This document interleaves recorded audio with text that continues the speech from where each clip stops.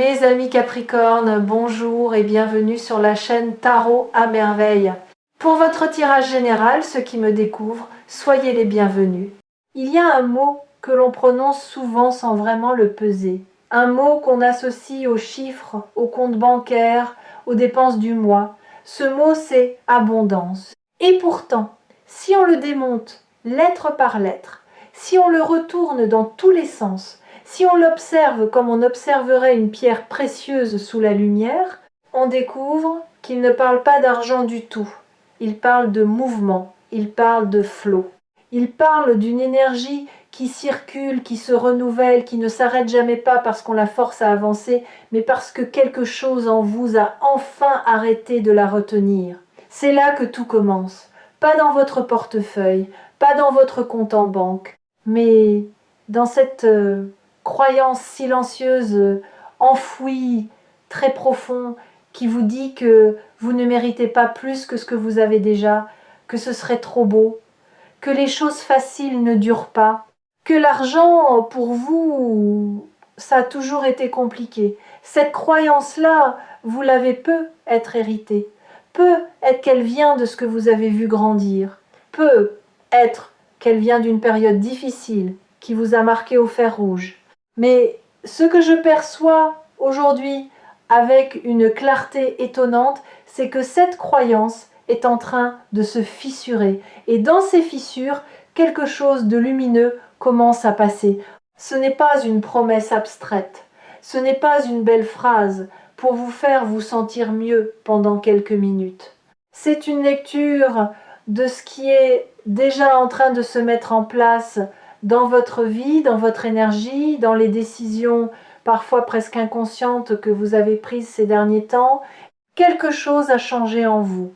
Vous l'avez peu, être senti sans pouvoir le nommer. Une légèreté différente, une façon nouvelle d'envisager certaines opportunités. Un instinct qui vous pousse dans une direction que vous n'auriez pas osé prendre il y a encore quelques mois. Commençons par déconstruire quelque chose d'important. L'idée que l'abondance financière est réservée à ceux qui font les bonnes choses au bon moment. C'est une vision mécanique de la prospérité. Et elle est fausse, parce que la vraie prospérité, celle qui s'installe durablement, celle qui ne vous abandonne pas au premier tournant difficile, elle ne naît pas d'une action parfaite, elle naît d'un alignement. Et cet alignement, je le sens dans votre énergie, en ce moment il est là, il est réel et il est en train de se consolider. Voici ce que je veux que vous compreniez. L'argent est une forme de reconnaissance. Ce n'est pas anodin. Quand de l'argent arrive dans votre vie, c'est souvent parce que quelque chose que vous avez créé, accompli, offert, partagé, a été reconnu comme ayant de la valeur et pendant longtemps, vous avez sous-estimé ce que vous apportez, vous avez minimisé, vous avez cédé pour moins que ce que vous valiez. Vous avez dit oui quand votre intuition vous criait d'attendre. Ce cycle est en train de se terminer. Ce n'est pas une déclaration romantique, c'est une lecture très concrète de ce que l'énergie autour de vous est en train de construire. Tarot à merveille vous accompagne dans cette exploration. Et ce que je vois aujourd'hui pour vous est particulièrement fort. Parce que ce qui arrive financièrement ne ressemble pas à une pluie de billets tombant du ciel. Ça ne ressemble pas non plus à un coup de chance isolé. Ce que je perçois, c'est une série de petites portes qui s'ouvrent en cascade. Et la beauté de cela, c'est que vous avez déjà mis la main sur la première poignée. Peut être sans le savoir. Pensez à quelque chose que vous avez envisagé ces derniers temps, un projet, une idée, une conversation que vous avez hésité à avoir, une offre que vous n'avez pas encore acceptée ou refusée. Il y a quelque chose là, dans cet espace d'hésitation, qui attend votre attention. L'énergie que je perçois ne vous demande pas de vous précipiter. Elle vous demande de regarder honnêtement, parce que ce qui bloque souvent la prospérité, ce n'est pas l'absence d'opportunité. C'est le regard que l'on pose sur elle. Un regard fatigué voit des pièges. Un regard en train de se renouveler voit des portes. Et votre regard est en train de se renouveler. Il y a quelque chose de fascinant dans le mot abondance que j'ai mentionné au début et je veux y revenir différemment maintenant. En latin, abundar foi signifie déborder. Comme une rivière qui déborde de ses berges au printemps, non pas parce qu'elle est en crise, mais parce qu'elle est pleine, parce que les neiges fondues ont alimenté sa source et que l'eau n'a nulle part où aller sinon se répandre. Votre abondance financière à venir ressemble à ça, à quelque chose qui a été alimenté en silence, en profondeur et qui est sur le point de déborder naturellement. Ce débordement, certains d'entre vous l'ont déjà senti sous forme d'une idée qui revient encore et encore, une idée que vous n'avez pas encore agi dessus parce que vous vous êtes dit que ce n'était pas le bon moment, que vous n'étiez pas encore prêt, que ça semblait trop grand ou trop différent de ce que vous faisiez avant, et si ce moment dont vous attendiez la venue était en réalité déjà là, et si près était une illusion confortable que vous avez entretenue pour ne pas avoir à traverser l'inconfort du premier pas. Je pose ces questions non pas pour créer de la pression, mais parce que l'énergie que je lis autour de vous en ce moment est une énergie de maturité. Vous n'êtes plus au stade de la graine. Vous êtes au stade de la plante qui a poussé, dont les racines sont solides et qui a besoin d'espace pour s'épanouir pleinement. Ce dont vous avez besoin maintenant, ce n'est pas plus de préparation, c'est plus d'espace, plus de permission que vous vous accordez à vous-même. Il y a une distinction cruciale que je veux introduire ici, la différence entre foi attendre, foi et foi recevoir.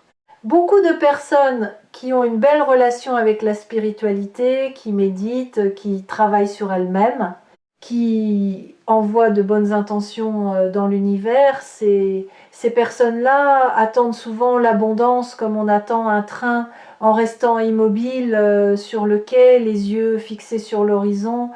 Mais recevoir, c'est différent. Recevoir, c'est actif. C'est ouvrir les mains. C'est dire oui avant de connaître tous les détails. C'est faire confiance que ce qui vient est aligné avec ce dont vous avez besoin, même si sa forme vous surprend.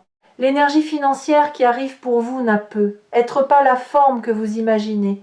Elle ne se présentera peu, être pas comme vous l'avez visualisé dans vos moments de méditation ou de prière, mais elle sera réelle. Et elle sera à la hauteur de ce que vous avez semé, souvent sans le voir, souvent sans le comptabiliser, dans les efforts, les services, les créations, les connexions que vous avez nourries avec sincérité. Voici un autre angle que je veux explorer avec vous, la relation que vous avez avec la dépense, pas au sens budgétaire du terme, au sens énergétique. Est-ce que chaque fois que vous investissez de l'argent dans quelque chose pour vous-même, dans un outil, dans une formation, dans une expérience, est-ce que vous le faites avec confiance ou avec peur? Parce qu'il y a une différence énorme entre ces deux états intérieurs, même si l'action extérieure semble identique. Quand on dépense dans la peur, on envoie un signal qui dit « je ne suis pas sûr que ça revienne ». Quand on investit dans la confiance, on envoie un signal qui dit « je sais que cette énergie se multiplie ». Et l'univers, d'une certaine façon que je ne peux pas entièrement expliquer, mais que je perçois très clairement, répond à ces signaux. Ce que je vois pour vous, c'est un glissement progressif déjà en cours, de la dépense dans la peur vers l'investissement dans la confiance. Et ce glissement est précisément ce qui crée les conditions pour que l'argent commence à circuler différemment dans votre vie. Pas parce que vous avez dit la bonne affirmation au bon moment, mais parce que quelque chose dans votre façon d'être a évolué. Il y a des personnes parmi vous qui ont traversé une période financièrement difficile. Peut être récemment, peut être sur une durée assez longue pour que ça ait profondément modifié votre relation à la sécurité. Et si c'est votre cas, je veux vous dire quelque chose d'important. Cette période vous a donné quelque chose que vous ne mesurerez peu, être que plus tard. Elle vous a donné une résilience que vous n'aviez pas avant, une créativité dans la débrouillardise, une capacité à distinguer ce qui compte vraiment de ce qui ne compte pas, et surtout une profonde gratitude pour les choses simples qui est paradoxalement l'un des états intérieurs les plus puissants pour attirer davantage.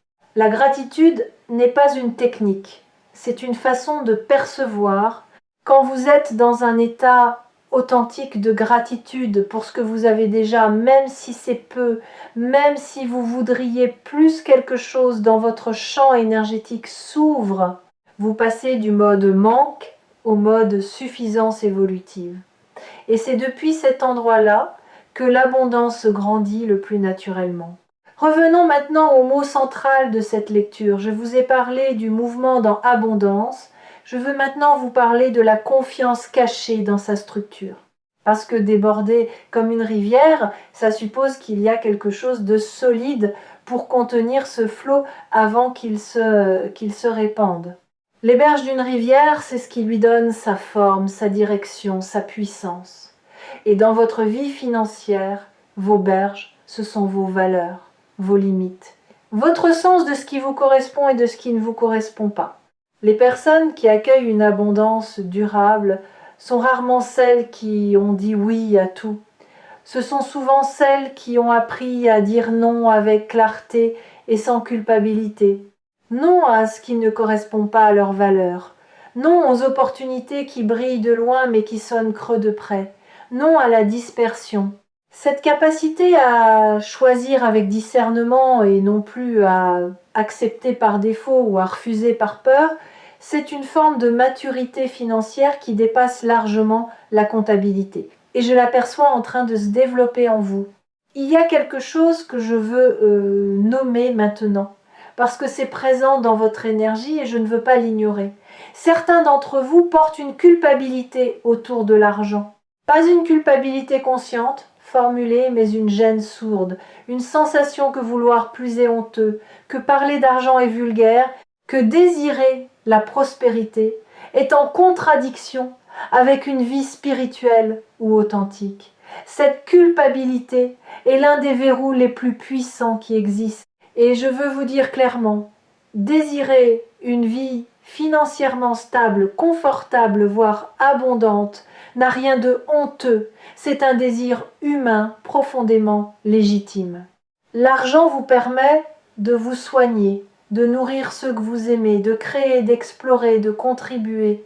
Il n'y a là rien d'incompatible avec une vie de sens. Permettre à cette culpabilité de se dissoudre, c'est l'un des actes les plus profondément spirituels que vous puissiez poser en ce moment. Continuons à déconstruire, parce qu'il y a un autre mot que je veux examiner avec vous.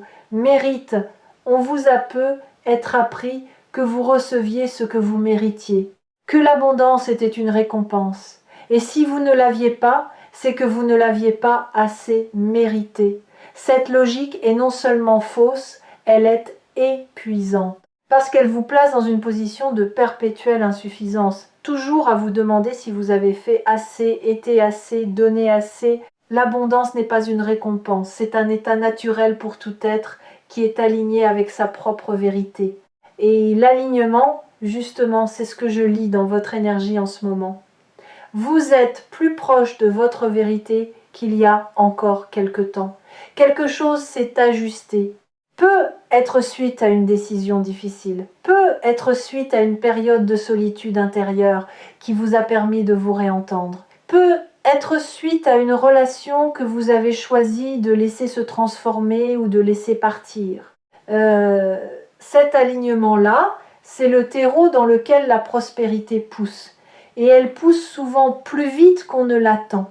Je sens aussi quelque chose autour de vous qui ressemble à une collaboration, une énergie de co-création. Comme si ce qui arrive financièrement n'était pas quelque chose que vous bâtissez seul dans votre coin, mais quelque chose qui implique d'autres personnes, des personnes dont vous n'avez peut-être pas encore pris la pleine mesure de l'importance. Une rencontre à venir, une conversation qui va ouvrir une porte, un partenariat qui semble improbable au premier regard, mais qui est en réalité parfaitement cohérent avec là où vous vous dirigez. Ne fermez pas trop vite les yeux sur ce qui se présente sous une forme inattendue. Parfois, les opportunités les plus transformatrices arrivent habillées en hasard. Il y a aussi une question de timing que je veux aborder parce que je sais que c'est une source de frustration pour beaucoup d'entre vous. Vous sentez que les choses bougent, que quelque chose se prépare et pourtant les manifestations concrètes tardent à arriver. Vous vous demandez si vous avez mal fait quelque chose, si vous avez manqué un signal, si la fenêtre peut être passée. Elle n'est pas passée. Et voici pourquoi je le dis avec une telle certitude. Ce que l'énergie construit avec profondeur prend du temps à se manifester en surface. Comme un arbre dont les racines s'étendent loin dans le sol avant que le tronc grossisse à vue d'œil, vous n'avez pas attendu en vain, vous avez construit une fondation. Et une fondation, par définition, ne se voit pas, elle se ressent. Ce que vous allez commencer à voir maintenant, c'est l'émergence de ce que vous avez construit dans l'invisible. Je veux également vous parler de quelque chose qui me frappe dans votre champ énergétique, une capacité d'adaptation qui s'est développée silencieusement. Vous êtes devenu ou en train de devenir quelqu'un qui sait pivoter. Pas dans le sens du désespoir, du ça ne marche pas alors je recommence tout, mais dans le sens du navigateur qui ajuste ses voiles selon le vent sans perdre de vue sa destination. Cette souplesse-là, dans un monde qui évolue très vite, est une compétence d'une valeur considérable. Et financièrement, elle vous place dans une position bien plus solide que la rigidité, même bien informée. Les personnes qui prospèrent durablement ne sont pas celles qui ont trouvé la formule parfaite et s'y sont accrochées. Ce sont celles qui restent en relation vivante avec ce qui évolue autour d'elles, tout en gardant un ancrage profond dans leurs valeurs et leurs forces. Vous êtes en train de développer cet ancrage dynamique, et c'est précieux. Permettez-moi maintenant d'aborder quelque chose de plus intime. Il y a, dans votre façon d'exister dans le monde, quelque chose d'unique que vous avez peu, être eu du mal à valoriser financièrement. Une façon de percevoir, de créer, de résoudre, de relier quelque chose qui vient naturellement à vous et qui, précisément parce que ça vient naturellement, vous avez eu tendance à sous-estimer. C'est facile pour moi, donc ça ne vaut probablement pas grand-chose. Cette logique-là est l'une des plus destructrices qui soit et elle est extrêmement courante. Ce qui vous est naturel est souvent précisément ce pourquoi les autres vous cherchent, ce pourquoi ils sont prêts à payer, ce pourquoi ils vous remercieront. L'énergie que je perçois en ce moment vous invite à revoir la valeur que vous attribuez à vos dons naturels. À les voir non plus comme des banalités que tout le monde possède, mais comme des ressources rares et précieuses, parce que pour les autres elles sont rares, elles ne leur viennent pas naturellement, et c'est exactement pour ça qu'elles ont une valeur. Je veux aussi vous parler d'un changement de relation au risque que je perçois en vous. Pendant longtemps, peut-être le risque vous a semblé être l'ennemi, quelque chose à minimiser, à contourner, à éviter à tout prix. Et maintenant, quelque chose en vous commence à comprendre qu'il existe deux types de risques. Le risque inconscient, pris par peur ou par impulsion, et le risque aligné, pris depuis un endroit de clarté et de confiance. Ce deuxième type de risque est en fait une forme de courage créateur. Et ce courage créateur est en train de s'éveiller en vous. Ce n'est pas que vous deveniez imprudent, c'est que vous devenez courageux d'une façon différente. Une façon qui sait distinguer le danger réel de la simple peur du nouveau. C'est ici, au cœur de la lecture, que je veux m'arrêter un moment pour vous remercier d'être là. Vous regardez cette vidéo parce qu'une partie de vous sait déjà que quelque chose se prépare. Une partie de vous est déjà en train de se mettre en mouvement. Et c'est précisément cette partie-là que je veux confirmer et encourager. Parce que c'est elle qui, dans les semaines et les mois à venir, va guider les décisions qui feront la différence. Dans l'équipe de Tarot à Merveille, On croit profondément que chaque personne qui cherche a déjà en elle les réponses dont elle a besoin et notre rôle est simplement d'aider à les illuminer. Maintenant, j'aimerais vous parler de quelque chose que je nommerais l'intelligence du corps dans la relation à l'argent. Parce que la prospérité n'est pas que mentale, ni que spirituelle. Elle est aussi physique. Votre corps sait des choses que votre mental met beaucoup de temps à formuler. Quand vous êtes face à une opportunité, qu'est-ce que vous sentez dans votre poitrine? Dans votre ventre? Est-ce que vous vous redressez ou est-ce que vous vous contractez? Est-ce que votre respiration s'ouvre ou se ferme? Ces signaux sont des données précieuses et les apprendre à lire, à leur faire confiance est une compétence qui se développe avec la pratique. L'énergie que je perçois autour de vous en ce moment est une énergie d'expansion corporelle. Pas d'agitation, pas d'impatience, mais d'expansion, comme si votre corps commençait à occuper plus pleinement l'espace qui lui appartient. Il y a une image qui me vient et je veux vous la partager. Imaginez un musicien qui a passé des années à apprendre les gammes, les accords, la théorie, des années à travailler dur, à répéter, à s'ennuyer parfois, et puis vient un moment pas dramatique, pas spectaculaire, où tout ça se met en place naturellement.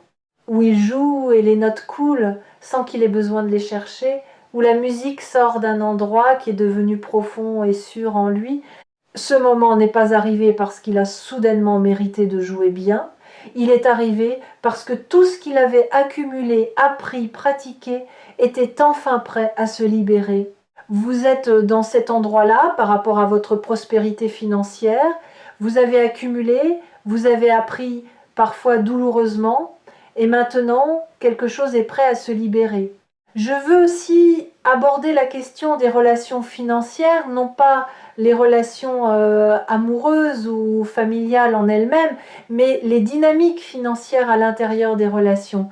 Parce que parfois, ce qui bloque la prospérité n'est pas quelque chose d'individuel, mais quelque chose de systémique au sein d'un réseau relationnel. Des accords implicites autour de qui donne et qui reçoit, des hiérarchies silencieuses sur qui a le droit de prospérer et qui doit rester dans une certaine case. Ces dynamiques peuvent être puissantes et invisibles à la fois. Ce que je lis dans votre énergie, c'est une recomposition de ces dynamiques. Comme si vous renégociez, parfois sans le formuler explicitement, la place que vous occupez dans certains systèmes relationnels. Et cette recomposition, quand elle est faite depuis un lieu de clarté et non de revanche, est l'une des choses les plus libératrices qui puissent arriver sur le plan financier. Vous n'avez pas besoin de vous battre pour votre place. Vous avez besoin de la prendre simplement et fermement. Je veux prendre un instant pour parler d'un phénomène que beaucoup de personnes vivent, mais que peu nomment clairement la fatigue de l'effort constant. Cette sensation d'avoir tant donné, tant essayé, tant poussé, et de se sentir épuisé non pas par le manque de résultats, mais par le rythme lui-même. Cette fatigue est un signal important.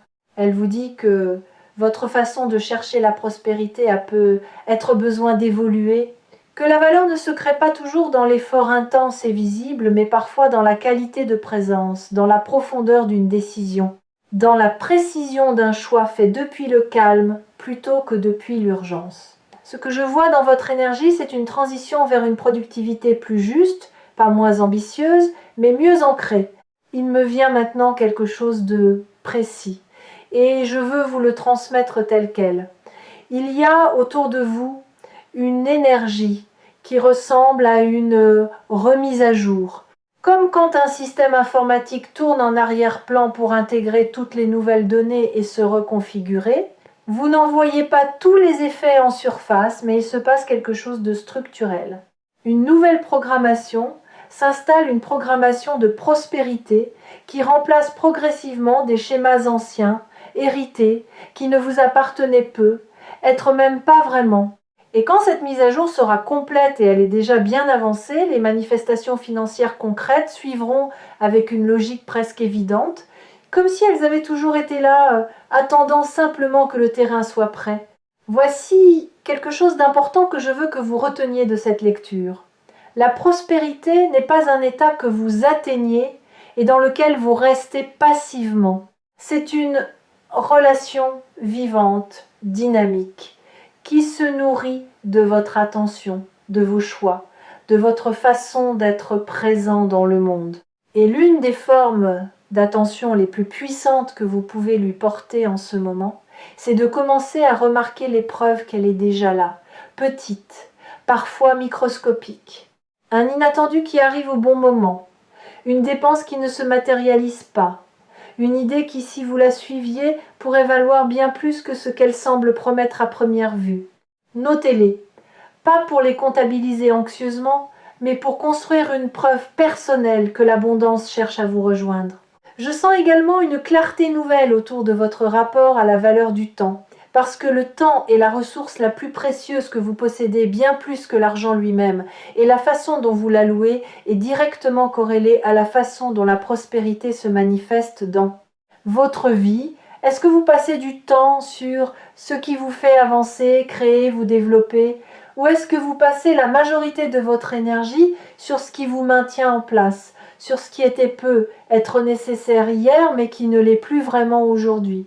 Cette question n'est pas là pour vous culpabiliser, elle est là pour vous inviter à un réajustement conscient, parce que la prospérité aime se diriger vers les personnes qui ont fait de la place pour elle dans leur agenda, dans leur esprit, dans leurs priorités. Il y a quelque chose d'encore plus subtil que je veux pointer maintenant, une nuance dans la façon dont vous vous parlez à vous-même sur le sujet de l'argent. Ces petites voix intérieures, ces commentaires automatiques que vous vous faites quand vous regardez votre compte, quand vous recevez une facture, quand quelqu'un vous parle d'une opportunité. Ces voix sont des données sur vos croyances profondes et elles ont un impact réel sur ce qui se manifeste dans votre vie. Je ne vous dis pas de changer ces voix artificiellement, de plaquer par-dessus des affirmations positives que vous ne ressentez pas vraiment. Je vous invite à les écouter avec curiosité plutôt qu'avec identification, à les voir comme des visiteurs qui vous informent sur quelque chose sans nécessairement avoir raison, et progressivement, en les observant ainsi, elles perdent de leur pouvoir.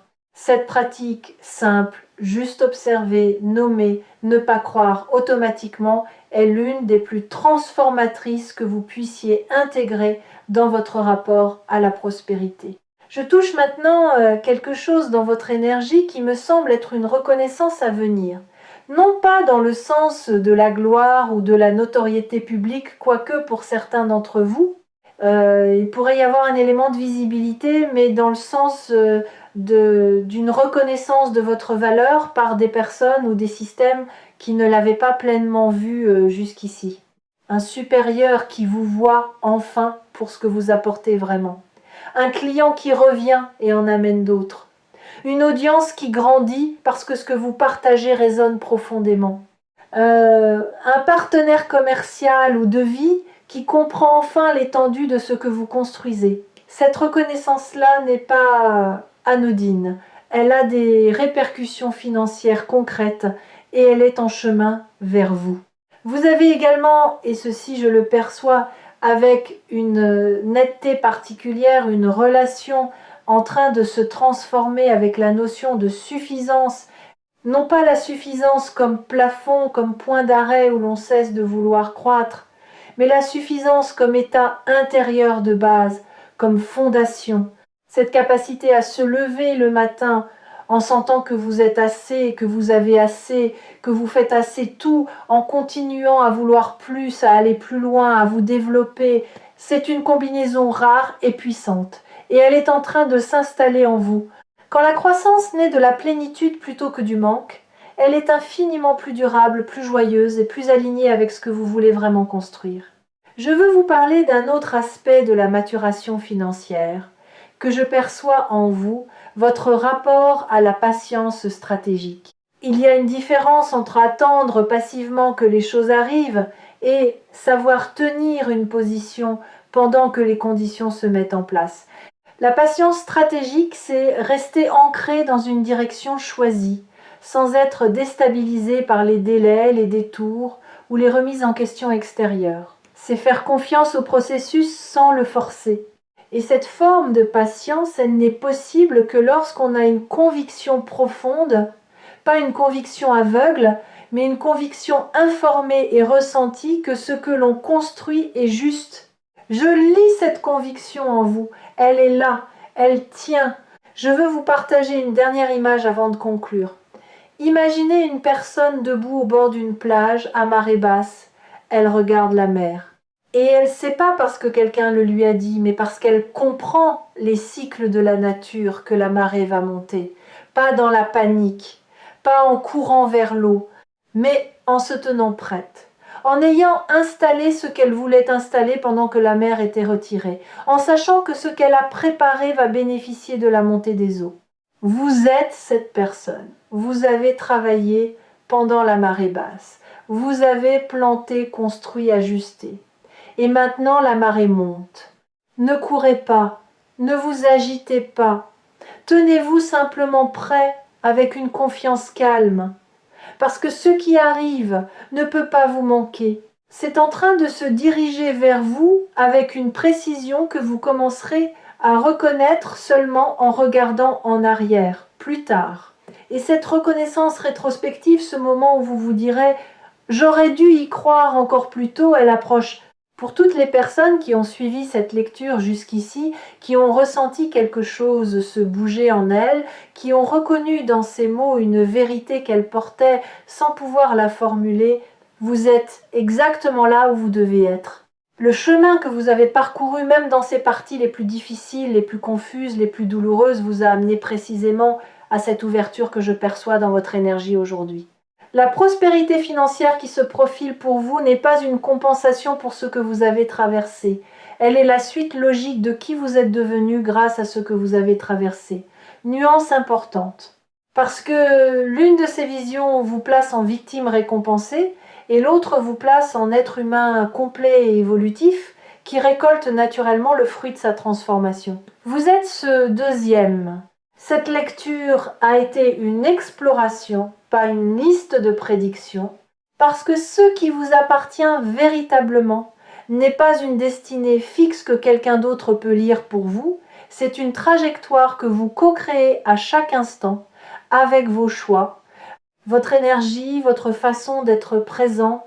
Ce que j'ai perçu aujourd'hui, c'est la direction de cette trajectoire et elle pointe vers une expansion que vous méritez pleinement, non pas au sens d'une récompense, mais au sens d'une cohérence parfaite entre qui vous êtes et ce que vous accueillez dans votre vie. La communauté de Tarot à Merveille est là pour vous accompagner dans cette direction.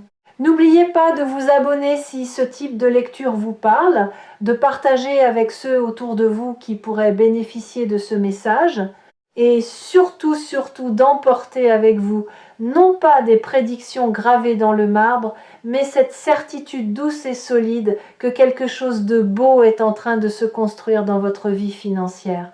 Vous n'avez pas à tout voir pour y croire, vous avez juste à rester suffisamment ouvert pour que ceux qui cherchent à vous rejoindre puissent vous trouver.